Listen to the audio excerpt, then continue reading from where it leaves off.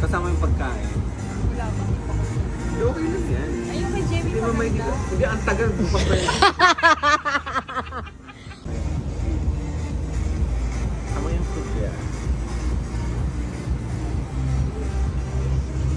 Oh, nang hihinaya.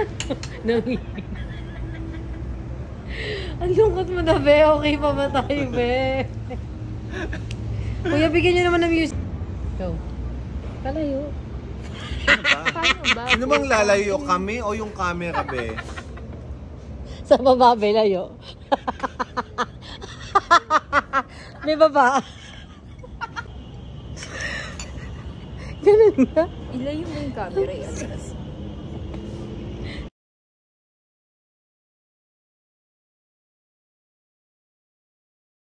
Hindi na. Malakihan.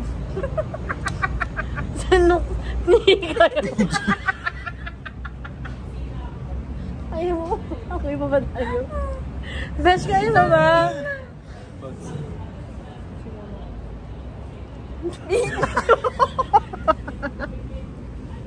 Ayoko na. Ang sabi nito, puro sabi ni Rachel na inilait-lait ko daw yung jowa niya, ganyan-ganyan. Pero wala akong natatanda na nilait-lait yung jowa niya. Kasi minsan kahit anong lasing ko naman parang, oo, may mga nakakalimutan ko, pero parang yung part na yun, parang tanda ko pa yun. Umuwi Pero ako kalait-lait naman may jowa niya. Compare sa kanya. Oo, kasi siyempre, maganda naman taga si Rachel. Diba? Tatay niya na yung ano, yung jowa niya. Hindi ko nilait, ang sinabi ko lang. Totoo. Yung totoo.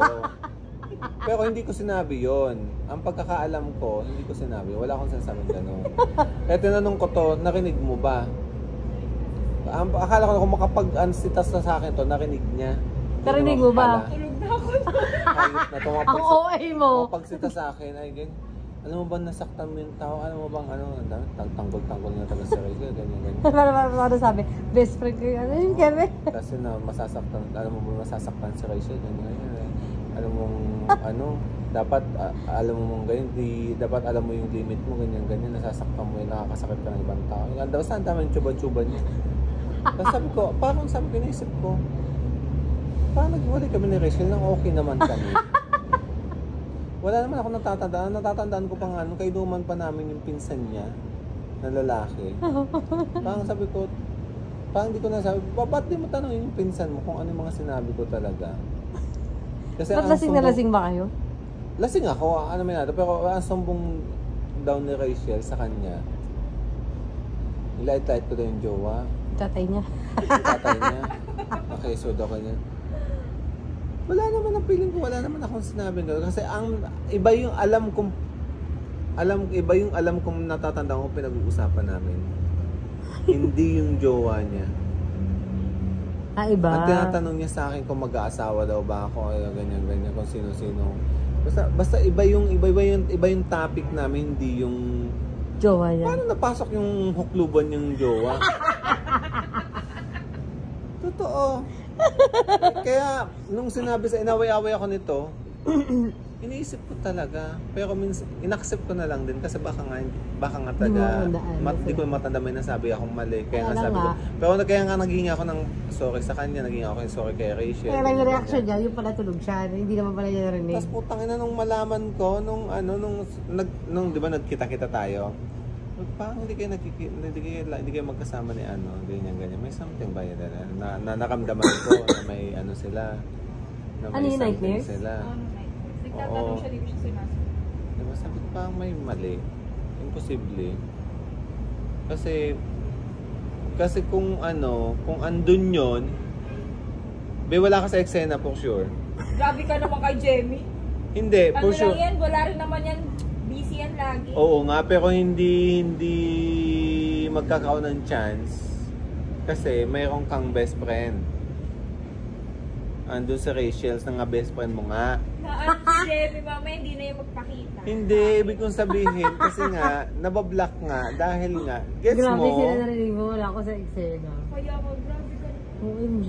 O bakit? Minsan, kahit na wala naman ako sa eksena lagi, nawawala naman ako sa eksena lagi, hindi naman ako nagagalit eh. Diba? Ginagawa nyo lang akong second choice dati. Yeah? Nangingin. Biglang commercial. Seryoso. Parang ano na iba na iba. Ano ba tayo sa topic?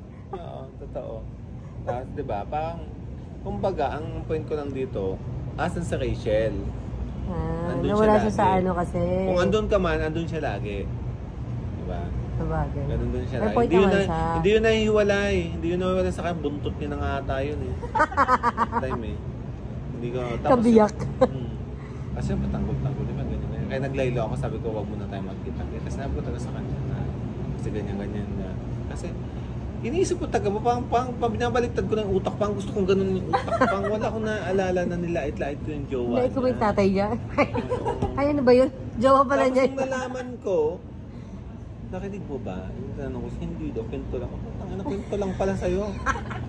Baka naman gawa-gawa lang nung isa yun, kasi mahilig mag-invento ng ng magtaytay ng kwento. Baka mananahi yun.